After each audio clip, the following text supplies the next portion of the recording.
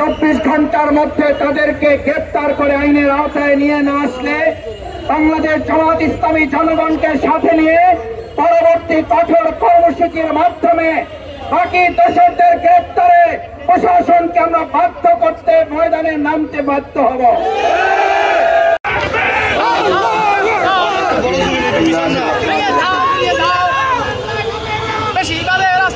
قل جاء الحق وزهق الباطل إن الباطل كان زهوقا صدق الله العظيم বাংলাদেশ জামাত ইসলামী ঢাকা মহানগরী দক্ষিণের উদ্যোগে আয়োজিত ওয়ালটন এখন দেশের সীমানা পেরিয়ে পৌঁছে গিয়েছে 50টিরও বেশি দেশে। ওয়ালটন, ঘরে ঘরে বিশ্বজুড়ে।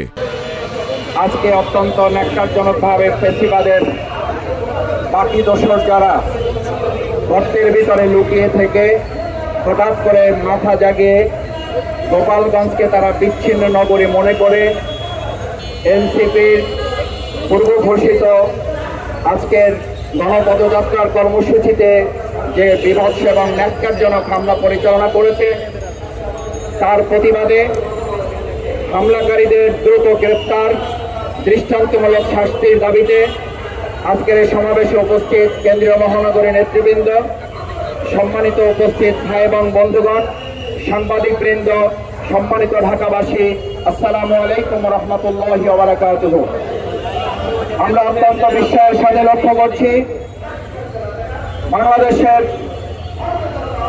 আজকের যে আলোচনা জনগণের মধ্যে জন্ম দিয়েছে, গোপালগঞ্জের অত্যন্ত ন্যাক্কারজনকভাবে আওয়ামী লীগের ফ্যাসিস্টের শেষ চিহ্ন হিসাবে তাদের গর্তের ভিতরে লুকিয়ে থাকা সন্ত্রাসী এবং ফ্যাসিবাদের দোসর যারা, তারা যে ন্যাক্কারজনক হামলা পরিচালনা করেছে, এই হামলার তীব্র নিন্দা এবং প্রতিবাদ জানাচ্ছি।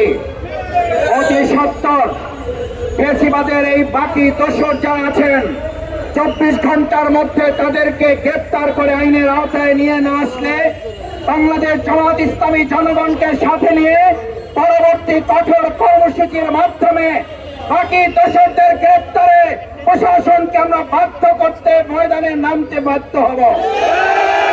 পরিষ্কার বার্তা দিতে চাই, বাংলাদেশ জামাত ইসলামী বারবার বলে আসছে, বিচার নিশ্চিত করা, সংস্কার দ্রুত সম্পন্ন না করলে ফ্যাসিবাদের এই দোষরদেরকে নিশ্চিহ্ন করা যাবে না।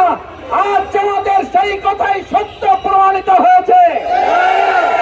গোপালগঞ্জের এই হামলা প্রমাণ করে বাংলাদেশ এখনো নির্বাচনের জন্য উপযুক্ত হয় নাই। গোপালগঞ্জের হামলা এখনো প্রমাণ করে বাংলাদেশ ফ্যাসিবাদ মুক্ত হয় নাই। গোপালগঞ্জের হামলা এখনো প্রমাণ করে বাংলাদেশে আওয়ামী দোসরদের শেষ চিহ্ন রেখে এই দেশের মানুষকে তারা শান্তিতে বসবাস করতে দিবে না। আমরা পরিষ্কার ঘোষণা করতে চাই, আমাদের ছাত্র জনতা জুলাইয়ের আগস্টের গণঅভ্যুত্থানে যারা একটি বিশেষ গুরুত্বপূর্ণ ভূমিকা পালন করেছে, সেই এনসিপির গণপদযাত্রা প্রশাসনের কর্তা ব্যক্তিদের সাথে সমন্বয় করে এটা অনুষ্ঠিত হচ্ছিল।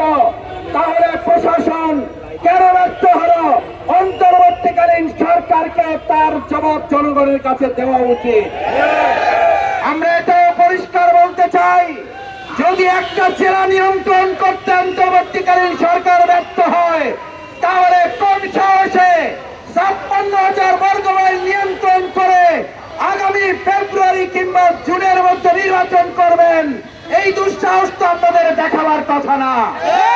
অথচ জনগণের নির্বাচন প্রাণের দাবি, কিন্তু দোষরদের এখনো আমরা মুক্ত করতে পারি নাই। দোষরদের মুক্ত প্রশাসন আমরা করতে পারি নাই, দোষরদের মুক্ত বাংলাদেশ করতে পারি নাই। এই অবস্থায় অবশ্যই দোষরদের বিরুদ্ধে জনগণের আন্দোলনের পাশাপাশি প্রশাসনকে কঠোর পদক্ষেপ নিতে হবে। আমরা ছাত্র জনতাকে আহ্বান জানাতে চাই, এখন জনগণের মূল স্লোগান উঠেছে, ছাত্র জনতার মূল নিশানা ফ্যাসিবাদের শেষ ঠিকানা। ফ্যাসিবাদের শেষ ঠিকানা ছাত্র দলের মূল নিশানা।